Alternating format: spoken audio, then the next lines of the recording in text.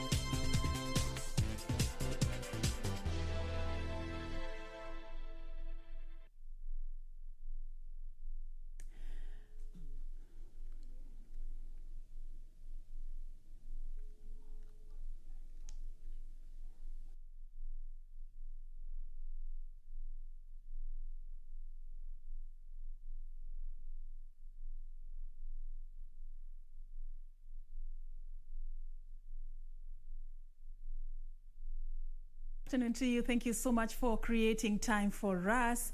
Today we have so much lined up for you on this particular bulletin. A lot has been happening in the country, and results for the by-elections that were held in Bonchari and JUJA constituency continue to trickle in Bonchari. I understand we have a winner already. We'll be giving you details about that. But right now, we want to cross over to JUJA constituency in Kiambu County. We have Gladys Mungai, who has been following up this mini poll for us. A lot is coming from the ground. Mungai, I understand the candidates of the Jubilee Party and Jubilee Party supporters have just walked out of the tallying center as voting is currently, the results currently are being, the votes are being counted. Kindly tell us more about what is happening on the ground.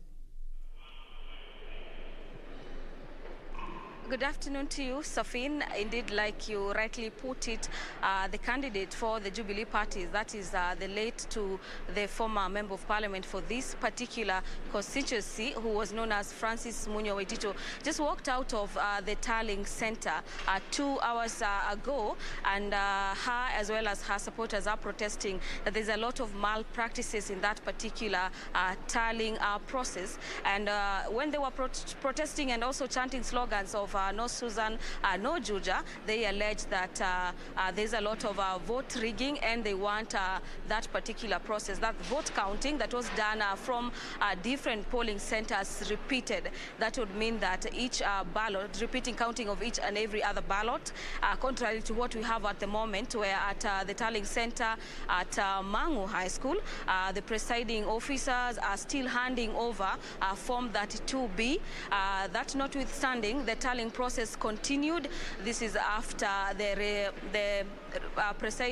returning officer rather, as well as the chairman of IEBC, Wafula Chebukati, gave directive that indeed that particular process was going to continue. So far we are reporting about 84 out of 184 polling centers. You remember that this particular region with 5 wards has 38 polling centers with 184 polling stations, and so far we are about to do half of that. And from the ground is that the People's Empowerment Party candidate, better known as George Kiumburi, is currently leading this particular by-election with over 4,000 votes. He's being followed closely by the Jubilee candidate, that is Susan Njeri, with almost 3,000 votes. She has 2,896 as we speak.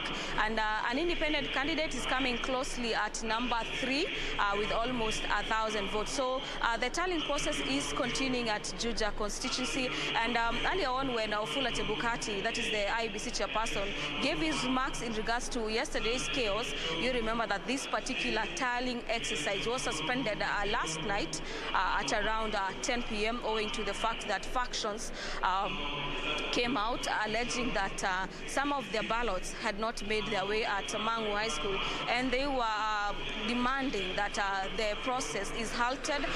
The tallying process, which began at around 7 p.m. yesterday, is halted, and given more time for their voter, for the ballot boxes, which they allege had most of their votes make their way to Mangu High School. So we're still following up on that particular tallying process. Other than that, the issue of security matters, the issue of normalcy has been since restored since last night, and we saw members of the police force keep vigil throughout the day as well as throughout the night to ensure that there are no anomalies that could interrupt with the way this particular process will be conducted. Also, just to mention is that Wafula Chebukati also said that the KIMS kit in regards to the way a person votes and the data in the KIMS kit must coincide for that particular vote to be counted. He was just technically trying to issue a warning on people who might have made some fallen ballot papers make their way into the ballot boxes and finally onto their way into Mangu High School, saying that that particular process will not in any other way deter the outcome of this particular exercise, and that indeed the people of JUJA constituency, that is the constituency with over 115,000 voters, will get to understand to get their particular member of parliament in the next general election. So we anticipate that by the end of today, so since we've done half of it, we anticipate probably by 6 p.m. we should be able to get to know the next member of parliament. Serfine. All right, thank you so much, Gladys. But before I let you go, very quickly, there was a bit of tension earlier. What can you tell us with regards to the situation on the ground right now? How is the situation right now? I would say tension is no longer there. You also remember that the Jubilee faction, so to speak, already walked out of this particular tallying center. And what you have is the other 10 candidates remaining, as well as their agents and a few of their supporters trying to follow up on that particular process and seeing to it how that particular votes unfold. Do they get to add some more numbers, or the situation is going to remain the same, so to speak? So it's just a matter of wait and see. Everything is peaceful, everything is calm, and we've had cases of those persons who are alleged to have caused mayhem last night being interrogated, and according to the police commander on the ground is that action is being taken and those found culpable will be brought to book. So that is the latest, Serfine, from this particular end. Everything is as planned, and it's all systems go, and let's see if by the end of today we get to know the MP for this particular constituency. Thank you so much, Gladys. Of course, it's a matter of wait and see. Thank you for burning the midnight oil for us and also staying close to that particular by-election. We are also going to be expecting updates from you as soon as you get them. Thank you, Gladys. So far, results have been received from 84 polling stations out of 184. And currently, according to Gladys there, George Koimburi is leading with over 4,000 votes, followed in very closely by the Jubilee candidate, Susan Njeri. We are going to be staying close to that. Now, I want to take you to BONCHARI constituency. At least there is results we have received there. There is a win already. ODM's Pavel Oimeke is the BONCHARI Member of Parliament elect. Oimeke beat a crowded field of 12 contestants to clinch the seat that was left vacant following the demise of John Oro Oyoka. Oimeke garnered 8,049 votes against Jubilee's Zebedeo Pore, who garnered 7,279 votes. UDA's Teresa Bitutu, who is also the widow of the late Member of Parliament, came in third with 6,964 votes. Achola Simon with the details. The Orange Democratic Movement is basking in the victory of Pavel Oimeke, who beat a dozen other candidates in Bonchari parliamentary by-election. Constituency returning officer hereby declares that Robert Pavel Oimeke of ID number 13818674 has been duly elected as a member of National Assembly for Bonchari constituency in the election held on the 18th day of May 2021.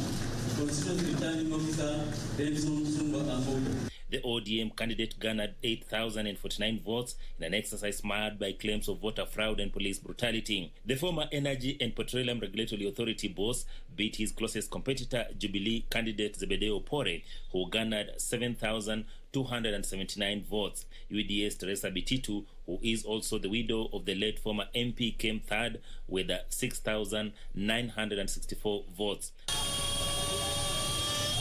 Pavel Oimeke's victory is seen as a sigh of relief for Raila Odinga's ODM party, which performed dismally in the region in the 2017 parliamentary election. The Bonchari mini poll was characterized by low voter turnout with only 50%.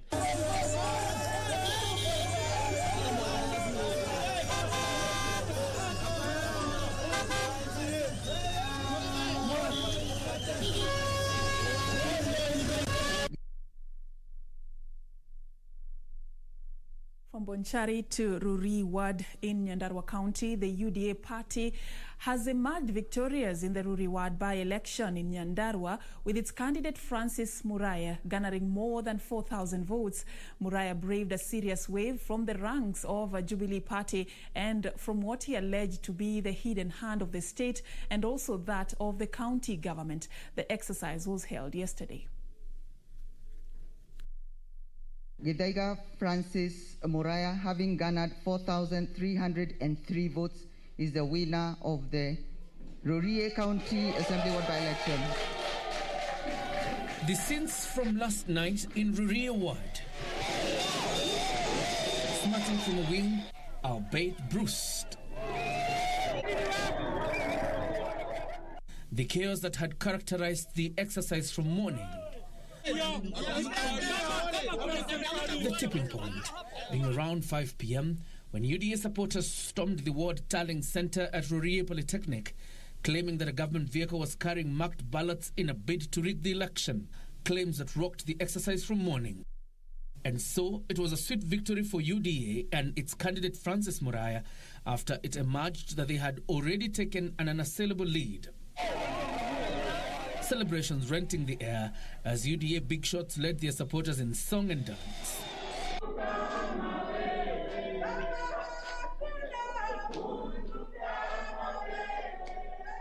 To take this opportunity to thank everybody, the Ruri Ward residents.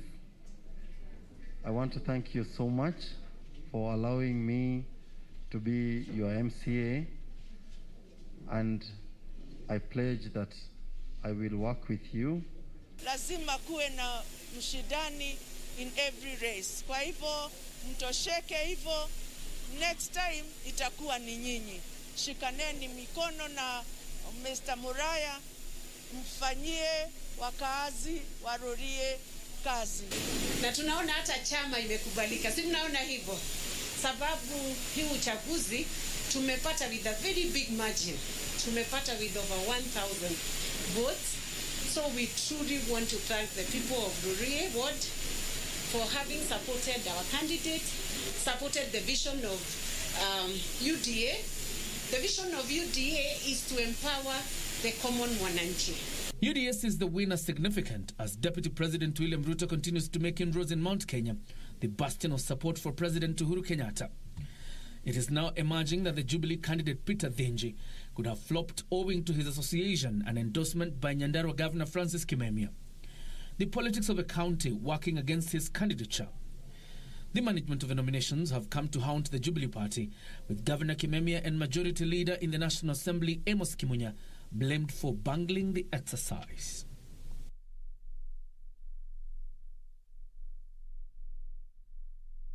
Right, moving on, I take you now to Mandera County to assess the situation of security there. The government has developed long-term solutions to the security crisis in volatile Banisa area in Mandera County. Banisa Sub-County Deputy Commissioner Peter Lotulia revealed that security agencies and area leaders from both sides met in Banisa to craft solutions expected to calm the warring clans from Ethiopia and Kenya. The perennial conflict witnessed at Banisa in Mandera County might be a thing of the past if the recommendations reached during a meeting of security agencies and area leaders to find a lasting solution of the conflict is anything to go by. Banisa Sub-County Deputy Commissioner Peter Lutolia said representatives of the two governments agreed that security will be enhanced along the common border and within respective areas of authority. Viongozi wanapokutana na kuamua huwa inaisha. Na leo tumekuja hapa ili tukutanisha vichwa zetu zote na tuseme kwamba tutafute dawa ya kutibu jambo hili, na iwe ni dawa ya kudumu. Isiwe ni jambo ambalo tutarudi tena wakati mwingine hapa kuongea jambo hili tena.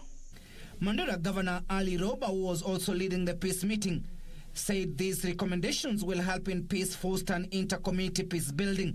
What we are doing is just an extra mile to make sure that we keep our crime rate even much lower by making sure that the single violation of security incidences that really takes the life of a single individual, let alone when it is more than one individual, is not acceptable for us. The county boss further said that the extensive engagement between Ethiopia and Kenya involving local political leaders has come up with the recommendations which include coming up with ways to smoke out killers of the recent incidents, as well as ensuring the administrative units in the border points share intelligence information related to security. Part of the agreement we've had is, very serious pursuit of the culprits who are involved in the recent incident along our border, and by the two administrations, our own administration in Mandera County and in particular Banisa and the county security team. The recent clan fighting in Banisa started in Ethiopia before the violence spilled over to Kenya earlier this month, where 12 people lost their lives and several seriously injured. Na tukakubaliana kwamba kama region mbili neighboring countries Ethiopia na Kenya lazima sisi tushirikiane na wahalifu ambao wanaleta hii maneno au mahalifu, lazima tudili nao kama wahalifu, si kabila tugunagare. It was the latest violence in a series of clashes that have broken out in Border Point, mainly involving rival tribal communities competing for access to pasture or water rights. We have also opened an avenue of communication between the two sides, whereby the security team this side and our side have communications. Ya muhimu ni kuulizana swali moja, ya kwamba suluhu kamili ambaye hatutakuwa na mambo kama haya ni nini. Tumechoka kila wakati kuja hapa, kulala baridi, kulala si hata hapa, tunaingia mpaka msituni. Lakini sasa tumefika mpaka kwa ukuta. Tunaambia watu maneno tamu, mpaka baadaye wanatuona ile kitu tunaongea ni uongo kabisa. Timothy Kipnusu, Channel 1 News.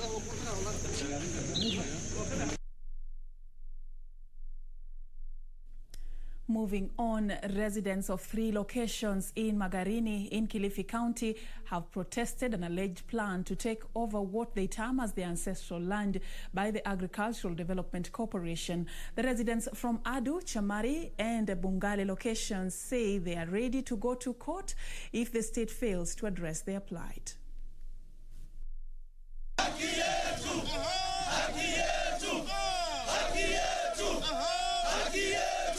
The locals, led by Jilo Onoto, chairman of the Council of Elders of the Wata community, claim they are the original owners of the land in question. Onoto claimed that Agricultural Development Corporation had a hidden agenda in expanding its boundaries through encroaching community land. Sahi serikali yetu ambayo tulichagua, ambayo inaongozwa na Mheshimiwa Uhuru Kenyatta, ili gazette area hii karibu yote Wakala, Bombi, Chamari, Adu, Kamale, zote zilikuwa gazetted ili wananchi waweze kugawanyiwa. Sasa serikali hii ambayo ilikubali ya kwamba hizi areas ziweze kuwa gazetted kama adjudication area, ni ipi tena hii ya kusema ya kwamba hii area ni ya ADC? Habona Baduva community leader said the takeover by ADC would adversely cripple education in Adu Chamari and Bugale locations, as many schools would have to be demolished. Tukijua kwamba ADC ni shirika la kiserikali ambalo ni la maendeleo mambo ya ukulima, na wanasema wataka kuchukua huku kote, maeneo haya yote ni yao, na pia wamesimamisha upimaji wa mashamba katika maeneo ya Wakala, Adu, Chamari, na humo ndani hata kuna mashule ambayo nayo ni yapimiwe yapate cheti cha umiliki. Maana kufikia sasa shule zingine zimekwama, haziwezi kurejistiwa na serikali kwa sababu haina cheti, ambayo ni kipengele kimoja ambacho ni shule ipate registration number. Je, wakichukua hao ADC, hawa watoto wetu, hizi shule tutaenda wapi? Freddy Kahindi, a retired chief, said boundaries between ADC and community land extended from Kisiki Chamzungu in Chakama location to Didima Buli, which he said was far away from the land in question, and questions where people have already settled. Hili eneo ADC tunafahamu vizuri sana, na huku ni kama wanataka kugrabu hii eneo ambalo ADC ligawanya, na huku kulikuwa ni kwetu. Hata tumeunda kamati yetu, tukaunda ranch yetu, Adu Cooperative Ranch, ikachorwa rahamane, ikatolewa. Leo hii tunasikia huku ni ADC. Ni ADC gani? Hiyo mambo ya ADC huku hatujui. Huko ni kutaka kutunyanyasha, kuchukua sehemu yetu, na hatutaki. Contacted for comment, Kilifi County Executive Committee member for Lands, Maureen Mongovia, confirmed that adjudication exercises in the areas had been suspended following the claim by ADC.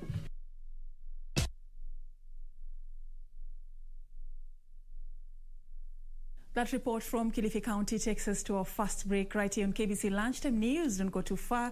We are coming back with much more. In the meantime, continue interacting with us on social media at KBC Channel 1. We take that break now.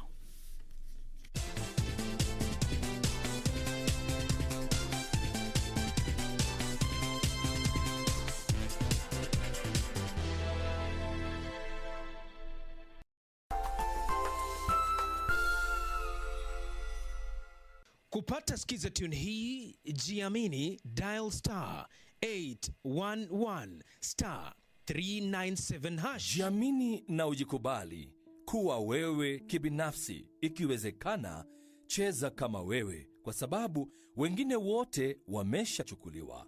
Aliyesalia ni wewe mwenyewe, na kando yako hakuna mwingine. Inakufaa kucheza ngoma kiwewe, kana kwamba hamna yeyote anayekutazama. Kuwa mabadiliko Ili kupata skiza tune hiyo ya jiamini, dial star 811 star 397 hash.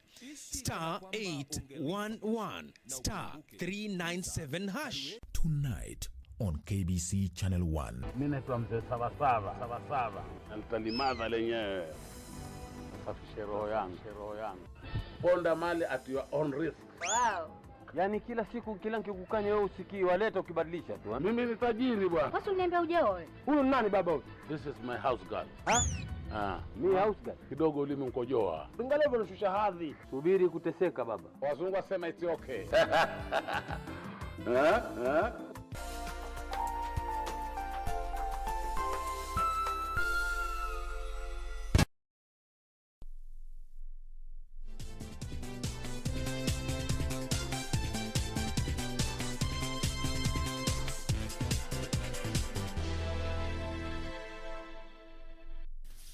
Welcome back, and thank you so much for staying with us. We now move on. Residents of Murumba in Butula, Busia County are set to benefit from a solar-powered water project courtesy of gaming company Mozart Bet Kenya. The project comes as a relief to hundreds of locals who have had to walk long distances in search of the scarce commodity. The gaming company says it intends to drill 100 solar-powered boreholes across the country as part of its corporate social responsibility. We have begun an ambitious project called 100 wells for our communities that aims at drilling boreholes to deliver safe and clear drinking water to 100 communities in Kenya. Tumekuwa na initiative ambayo tunaita Action 100 Wells ambayo tunapania kuchimba boreholes 100 Kenya mzima kwa jamii ambazo zina shida sana sana kwa swala la maji. Hivi sasa tulianza mwaka uliopita hapo Disemba, tumechimbia maji jamii 5. Tulianza. We thank you for the project. But when you go back try to mobilize some resources again, we still have some other needs. Isaidie you are. Speaking at the funeral. Now, this one is an unfortunate one. A middle-aged woman has committed suicide in Kipkelion, a village of Kericho County, after she was allegedly unable to raise school fees for her children. Asomba Mood engulfed Kimologjit village during the burial of Alice Tum. Speaking at the funeral, Embu University senior lecturer Dr. Eric Mutai described the death of Alice Tum as unfortunate, saying it is a reminder that there are deep underlying issues in communities requiring urgent address. Jane committed suicide out of stress of school fees. And this is a reflection of tough times that we are going through as a nation. With the prevalence of COVID-19, with a dying economy, most of our parents can hardly feed their children, leave alone even providing school fees for them. Mutai appealed to leaders to execute early disbursement of through early release of county funds. We are going through a tough time in matters family, and it is good for families to come together as one. It is good for families to relate well to each other, so that the husband and the wife are able to even communicate, to build a strong communication measures within themselves and their children. In this way, one of the partners is not burdened with the pain of carrying family problems. For Channel 1 News, I'm Wamboi Otiende. The war on COVID-19 in Taita Taveta County has received a shot in the arm thanks to donations of personal protective gears from the Liverpool School of Tropical Medicine. The equipment will be distributed to health facilities across the county to help protect front healthcare workers battling to contain the deadly disease. Taita Taveta County has received a consignment of 3,416 boxes of surgical face masks and 1,392 face shields. The Moi County Referral Hospital Medical Superintendent Dr. Felix Kimovo says the support will play a major role in cushioning healthcare workers.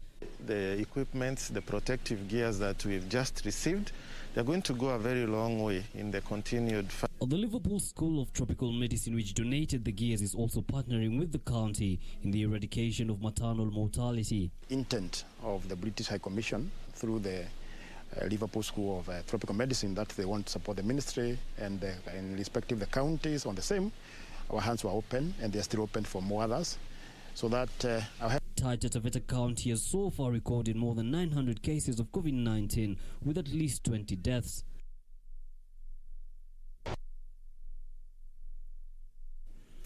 And as the intensified war against COVID-19 continues, former National Authority for the Campaign Against Alcohol and Drug Abuse Chairman John Mutudho says the country cannot afford to lose focus on the war against drug abuse. Mutudho, who is warning that the focus on COVID-19 has taken the spotlight off the war against drugs, is calling on Parliament to pass the anti-narcotic bill into law to tame the vice.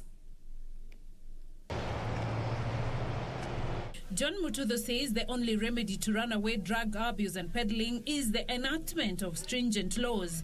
Mutudho praised the provision of the bill that seeks to seize all property of drug barons once found guilty and the use of the proceeds to treat addicts. What we have are old laws of 1992, 1994, and 12th Parliament have risen to the occasion and have been able to amend the 1994 bill on narcotics, call it Narcotics 1994. However, for a bill to become a law, you need parliamentarians to come, debate, and then eventually pass it in Parliament. The former NACADA boss has called for more funding to the authority to enable it handle high-profile cases. Those monies which are being recovered, please give NACADA about 3, 4, 5, 6 billion shillings. It is important, it's urgent. Please make sure that NACADA functions. Let it not be just a piece of curtain to cover the many sins that we are doing as a nation in respect to narcotics.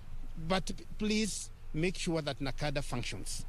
Let it not be just a piece of curtain to cover the many sins that we are doing as a nation in respect to narcotics. He has, however, opposed the push for the legalization of bang. That thing that makes you so high, that thing that ruins your life, that thing that makes you look monstrous, that thing that makes you have so many hallucinations. You have seen them dive into a basin thinking that it's a swimming pool. You can't allow it. Court or no court, let's be ourselves. Beatrice Gatonyenge-Tich, Channel 1 News. Thank you, Beatrice, for that report. Now, moving on, hundreds of squatters in Mavoko, Machakos County, are in a state of limbo amid concerns that their land may soon be auctioned to a local bank.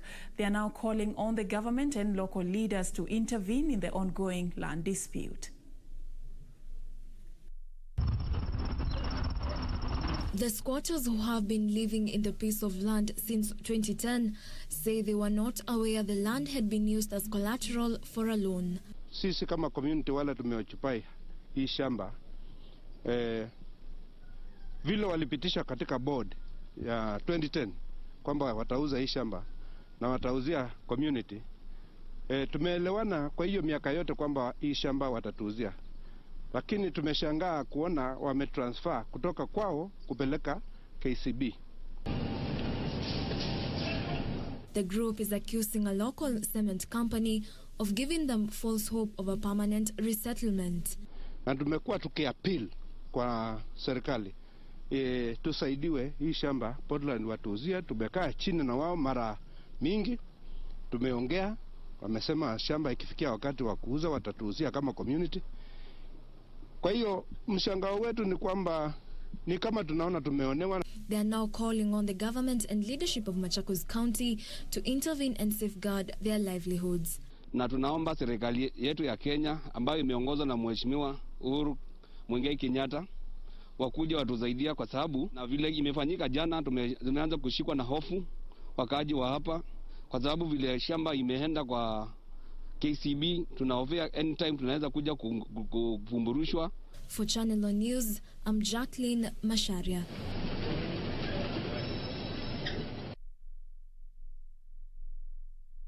For the country's next Chief Justice, Parliament has moments ago approved the nomination of Justice Martha Koome to the position of Chief Justice of Kenya. The move now paves way for President Uhuru Kenyatta to appoint Koome to the office, which fell vacant following the retirement of David Maraga. If appointed, she will make history as the first female Chief Justice in the country. Mr. Speaker, when it comes to professionalism, capacity, ability and experience as required by the Public Appointment and Parliamentary Approval Act 2011, there is no one who can object that the nominee ticks and fits in the box very well. Mr. Speaker, I rise today to support the recommendations and the report of the Justice and Legal Affairs Committee for that the Honourable Lady Justice Martha Koome do be approved by this august House. What we need, the judges that we are supporting to lead a separate arm of government, the independence is not absolute. It's supposed to be controlled within that judiciary so that we don't have issues that can come out and expose the activism in that judiciary.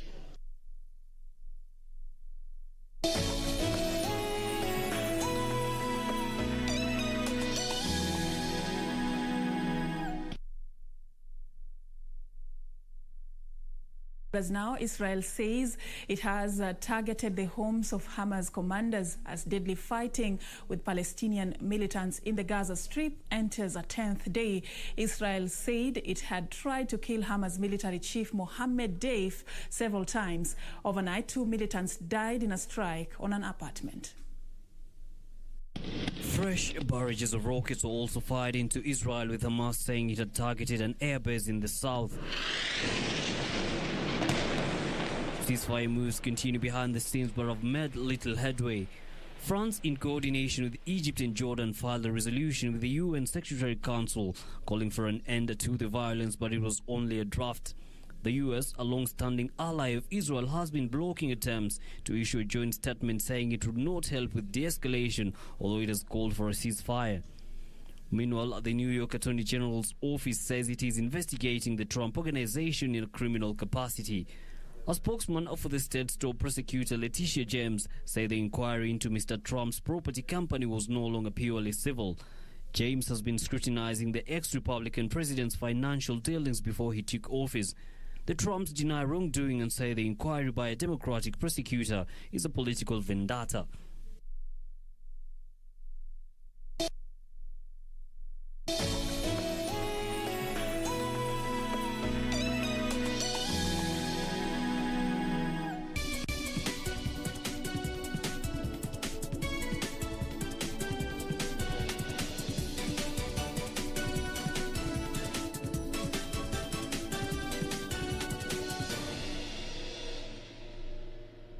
And it's now time for business news. We begin straight away. President Uhuru Kenyatta says more partnerships between Kenyan and American small and medium enterprises will help unlock huge trade potential that exists between the two nations. President Kenyatta has invited American SMEs to invest more in the country by entering into mutually beneficial arrangements with their Kenyan counterparts. The president, who spoke Tuesday during a virtual U.S. Chamber of Commerce Global Leaders Forum on Economic Recovery, wants Americans investors to invest in Kenya, saying entrepreneurship is the backbone of Kenya's vibrant economy. This partnership between us and the chamber, between the two of us, working to further enable our small and medium enterprises to come together. They are the ones who are most adverse to risk in areas where they are not familiar. And I believe through our channels, we can make them less risk averse and be able to take advantage of the opportunities that are there. The president also invited American enterprises to set shop in Kenya, saying the country provides a ready market for U.S. products and has an expanding economy supported by an innovative and highly skilled young labor force that is ready to absorb American investments and technology. Kenya, and I believe the same will apply to Africa, needs American investment. It needs American technology. It needs American markets. But what can Kenya offer, or Africa for that matter, in return? We can offer equally markets for your products. The president said Kenya is keen on concluding negotiations for the free trade agreement with the U.S. and underscored the importance of the private sector in Kenya's economic growth and job creation. Talking about inclusive growth, one of the things that we have seen in Kenya is that we have this huge informal sector which people have always ignored, but that has been the backbone actually of sustaining Kenya's economy. These are the small, medium enterprises that are really the backbone of Kenya's economy. As regards to the African Continental Free Trade Area, the president said the multilateral trade arrangement had consolidated Africa's market of over 1 billion people into one basket, making the continent an attractive investment destination for American businesses.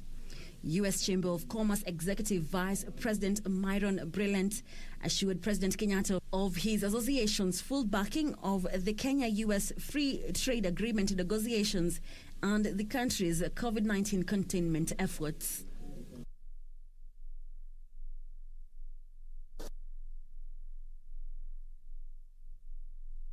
All right, and right about now, we want to engage you on a very important conversation that touches on the healthcare sector in the country. In the wake of the COVID-19 pandemic, a lot has been exposed, indeed, including the inequality gap in terms of access to quality and affordable healthcare, and also lessons we are learning from the COVID-19 pandemic about our healthcare sector.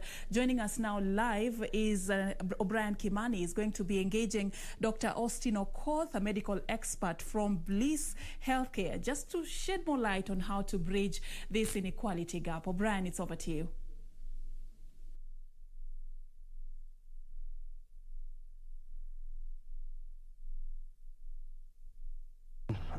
Broadcasting house. You've put it right. We want to discuss the issues around, the cost of healthcare here in Kenya, bearing in mind that, the COVID-19 pandemic has somehow upended the medical health or the medical landscape, not only here in Kenya, but around the world, whereby you remember sometimes in March last year, the Association of Kenya Insurers, they had said that they were not going to cover COVID-19 related complications. But then thereafter, we saw the regulator coming in and saying, no, all underwriters, must take care and must cover COVID complications. And we know that the medical health is now absolutely different because of the pandemic. And that's what we want to discuss now with Dr. Austin Okoth. He is a medical superintendent at Blaze Healthcare. He's now joining us. First of all, thank you so very much indeed for finding time to be with us. A quick one. If you look back at the year 2020 and vis-a-vis the year 2021, in the month of May, things are absolutely different in the health sector. How has everything changed? So thank you very much for giving me an opportunity to discuss these issues. So there's been a lot of changes in the health sector, and some of the changes which I'd like to especially focus on are number one is the emergence of new diseases, and this is something which a lot of us public health experts have been really worried about and been studying. And diseases like coronavirus, the COVID-19 that have come up is just a testament of that. And then the other change that we've seen happening a lot in the health sector is that we've been able to realize a bit more how much the health professionals within the society really take a lot of risks to bring health services to us. And we've been able to see a lot of people within the health sector pay the ultimate price for service. A lot of senior professors have passed away, and this is just a testament of how we sacrifice as health professionals to be able to make life better for Kenyans. Another very important change we've been able to see is that the use of science in control of diseases and the use of scientific approaches works very well. And I'd like to compare those situations like in Kenya here, where the lockdowns were placed at just the right time, just when the number of cases was increasing, compared to situations like in India, where you saw people were carrying on a political campaign in the midst of a pandemic, and how the Indian situation has been really bad. The number of people that have been infected and the number of people that have died is really high, and as we can see, India is still grappling with that. Mm-hmm. And then finally, what I'd like to say is just the importance of having good, strong leadership, like in our case, where our leaders really set the way forward, and they listened to the experts, and the number of people that are sick in Kenya and even the number of people that have died, I think has been fairly well controlled compared to other countries. Mm-hmm. Yes. We saw when the pandemic was finally got to our shores, people were first of all required to undergo a COVID test, before they could be attended to in hospitals. I do not know whether this is still the case at this point, but this definitely somehow increased the cost of healthcare in this country. What I'd like to say is for a lot of people might not know this, but healthcare is a right. And any health service provider should not deny somebody health service just because they think that somebody could be having COVID-19, firstly. Then secondly, it's important also to mention that what we do normally is at the entrance, we ask specific questions and we take some vitals as part of screening. It's not, in a lot of cases, it's not normal for people to be tested at the entrance before being allowed to access any health services. And if you come, for example, to any of the clinics that Bliss operates, you will see that we just ask questions, but everybody is allowed to enter. And from then, if someone has features of COVID-19, we are able to isolate them. Each of our centers at Bliss has an isolation unit and arrange for a referral where they can get specialized care for COVID-19. However, the fact that the testing is still needed in certain situations, for example, if you want to travel or if you want to engage in certain activities like in sports, you still need to show having been tested. But that also has led to the rise of cost in healthcare generally. But it's important to say that health is a right and no person should be denied health because of having COVID-19 as a disease. Mm-hmm. Yes. And you've just put it right. I mean, it's a right. And we have also seen a situation whereby also hospitals or medical facilities, they have been forced to invest more in space, invest more in protective gear like PPEs and so much, which was never the case before. And ultimately, this cost has to be met by a patient. How have you as health companies managed to ensure that you do not raise your cost so much to force people not to come to seek medical attention? So this is a very important point, and for people that design health policies, one of the features that you really want to make sure you have is equity. And equity is a situation whereby everybody gets what they need, so that someone who does not have the ability to get services should not be denied access because of issues of costs. So what we've been doing as Bliss as an organization is to make sure that we do not increase the costs more than what is needed. And we don't use any equipment that is not required for that specific situation, so that the level of PPE that you use for someone who is a confirmed case is not the same as the level of personal protective equipment that you will use for just anybody that is coming for the services. Then secondly, we've been able to make sure that we offer a lot of the testing capacity in the clinics, so that we avoid that extensive referral process. And at the moment, if you come to our branches within the CBD, it's possible to get that testing right there and there. And that means we can make a diagnosis quickly and treatment can commence fast. And that also prevents patients developing complications and requiring a lot of expensive care. Before I let you go, I want you briefly to tell me, I mean, you have been in this industry now for the last 10 years. What lessons have you learned that you think can be implemented, number one, to make the health sector in Kenya straightforward and to ensure that everybody can access good and quality healthcare in this country?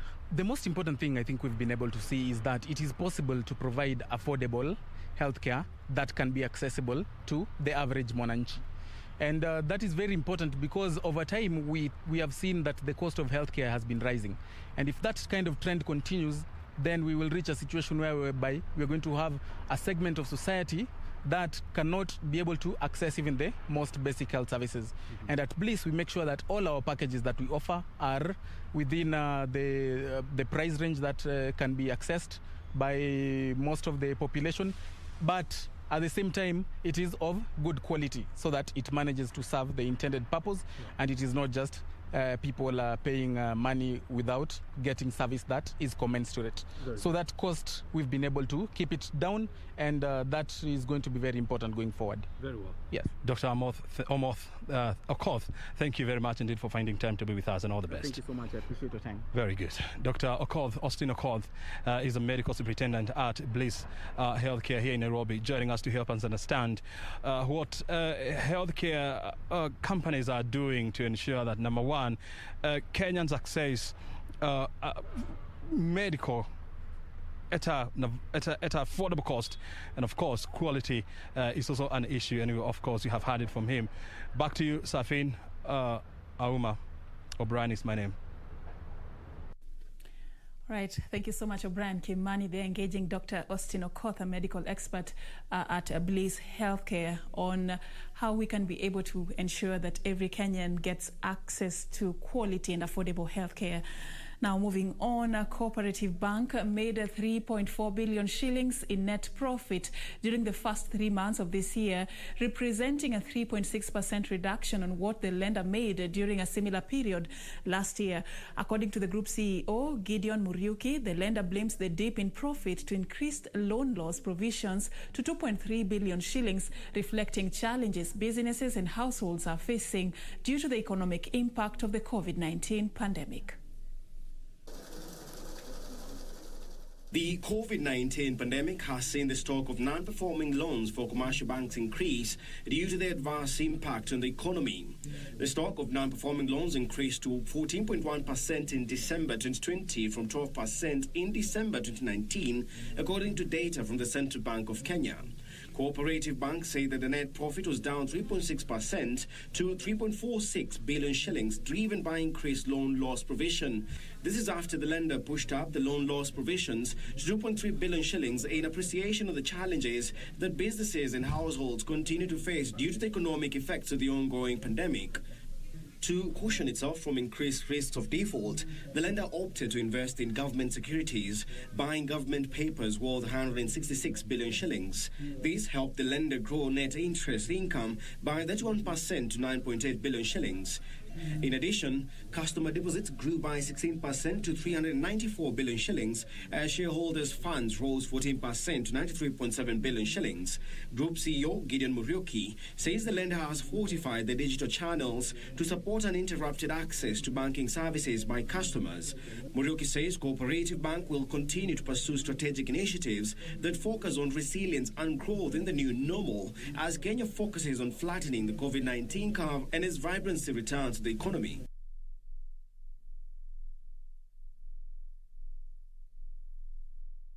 And the Kenya Hotel Keepers and Caterers Association wants the government to review and extend curfew hours as most hotels are still experiencing low bookings. The association's North Coast chapter chairperson Marina War says the recent cessation of movement imposed on 5 counties saw massive hotel booking cancellations, leading to further job losses in the hospitality industry. To players in the hospitality industry, 70% of workers in the sector have lost their jobs as the tourism industry continue to reel from effects of COVID-19 pandemic. Investors say recent cessation of movement in Nairobi, Nakuru, Kajiado, Kiambu and Machakos over the peak Easter holidays saw massive hotel cancellation, further denting a sector that is yearning for additional capital injection. You see, like we were just on the week for Easter. The people, the travelers had already booked the hotels. They had already paid the money. And this money is, all of a sudden, somebody is telling you you can't travel. And when you are booking a hotel, the only time that booking is confirmed is when you have already paid the money. However, hotels in the coastal regions registered increased business activities during the Eid celebrations. Na mwaka huu tunashukuru Mwenyezi Mungu, at least hiyo restaurants ziko open, tumepewa ruhusa na serikali tufungue restaurants. Na curfew time ya saa 4, so kidogo kuna movement. Investors in the hospitality industry now want the government to reconsider curfew hours and extend hotels and restaurants operating hours. Masuala kama ya curfew kwa wanabiashara kama hawa wanaotegemea masuala ya watalii na wageni, kidogo ile muda ungeongezwa hata kama watu watafika mpaka saa 5, saa 6, lakini tu sheria zizingatiwe. The government has been urged to relax taxes levied on hospitality industry. Benson Rioba reporting for Channel 1 Business.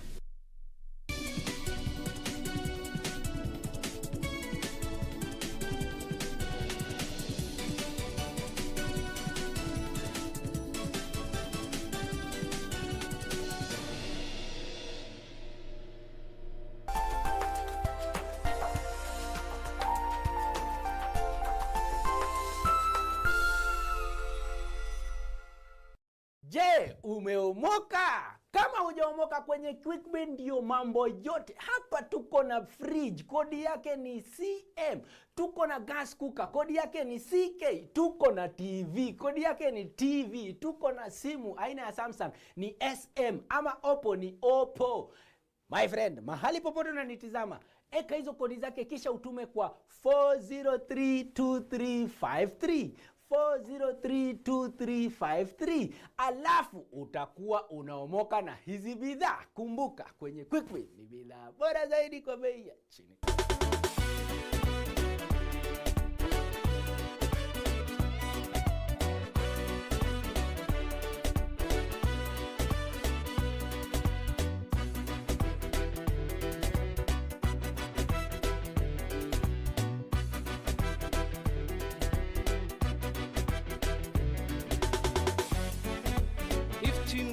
FM ilayska umada.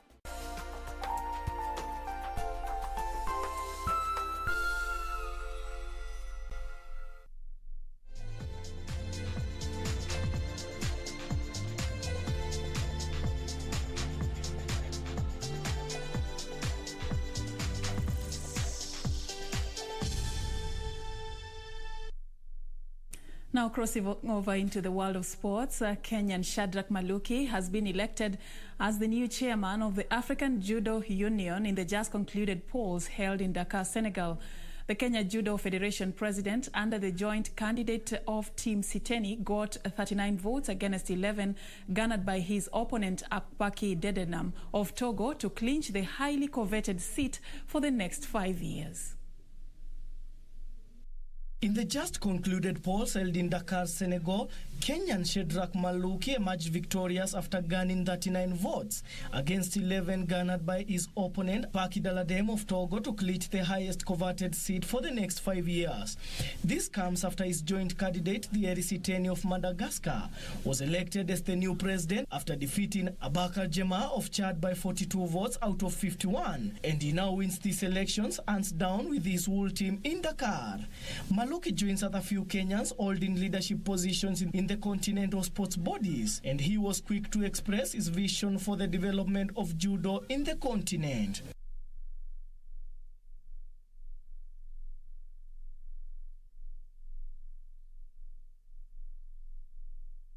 Chelsea moved into third spot on the English Premier League standings after avenging their FA Cup final defeat with a 2-1 win over Leicester City at Stamford Bridge.